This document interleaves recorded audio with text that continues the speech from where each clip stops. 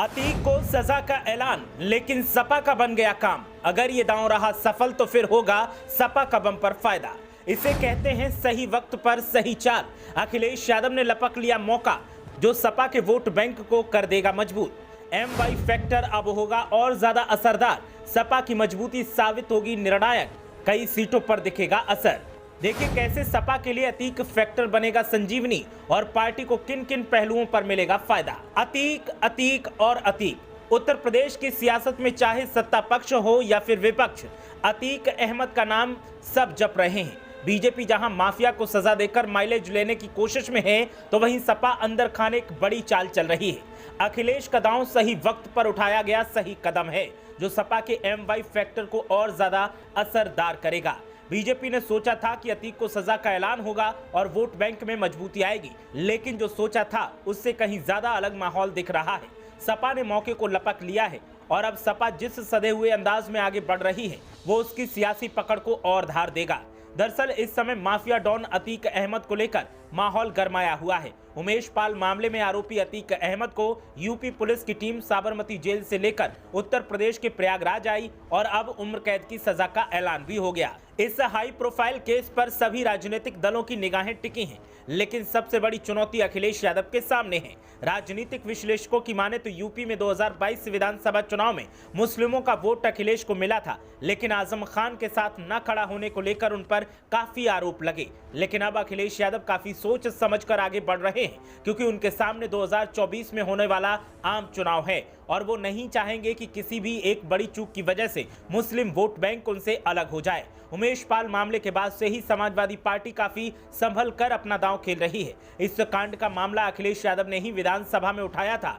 हालांकि अतीक को लेकर अखिलेश ने यह भी कहा था कि वो BSP में चला गया है, इसीलिए सरकार मायावती की वजह से उसके खिलाफ कार्रवाई नहीं कर रही है।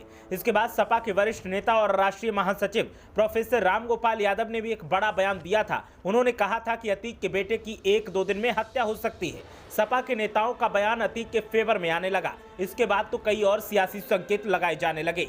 हालांकि सपा के नेताओं की माने तो ये सपा की रणनीति का ही एक हिस्सा है। अतीक का मामला अखिलेश के लिए काफी अहम है। इसकी कई वजहें हैं। एक तो अखिलेश के सामने ये मजबूरी है कि वो 2024 से पहले मुस्लिम वोट बैंक को सहेज कर रखे। 2024 का चुनाव अखिलेश के लिए काफी महत्वपूर्ण है। यूपी में हुए विधानसभा चुनाव के दौरान अखिलेश यादव को मुस्लिम समुदाय का भरपूर साथ मिला था, लेकिन आजम खान के जेल प्रकरण में अखिलेश के खिलाफ माहौल बना।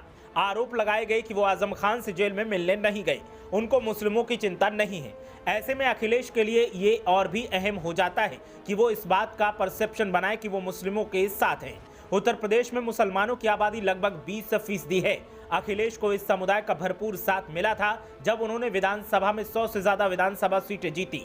हालांकि सपा के नेता अंदर खाने ये बताते हैं कि मुस्लिम यादव गठजोड़ सपा के लिए काफी अहम होगा। यदि लोकसभा चुनाव से पहले मुस्लिमों के भीतर सपा और अखिलेश यादव को लेकर नेगेटिव छवि बनी तो इसका बड़ा नुकसान हो सकता है। अखिलेश को भी ये अंदाजा है कि मुस्लिम वोट को सहेजना उनके लिए कितना अहम है, इसीलिए वो अतीक अहमद को लेकर लगातार बयानबाजी कर रहे हैं। मुस्लिम वोट बैंक को लेकर अखिलेश यादव के सामने परेशानियां भी कई हैं और चुनौतियां भी हैं। सबसे बड़ी चुनौती BSP की मुखिया मायावती हैं, जो अतीक को लेकर बीजेपी पर हल्ला बोल कर रही हैं। चुनाव के दौरान अतीक की पत्नी शाइस्ता ने BSP ज्वाइन की थी और चर्चा ये भी थी कि BSP शाइस्ता को प्रयागराज से मेयर पद का उम्मीदवार बना सकती है, लेकिन उससे पहले ही उमेश पाल कांड ने सारा खेल खराब कर दिया।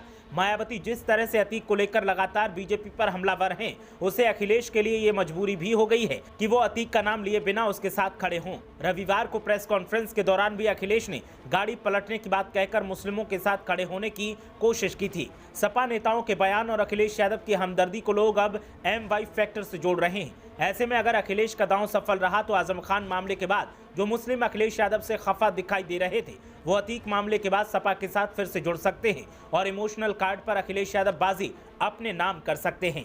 ब्यूरो रिपोर्ट, मीडिया हलचल।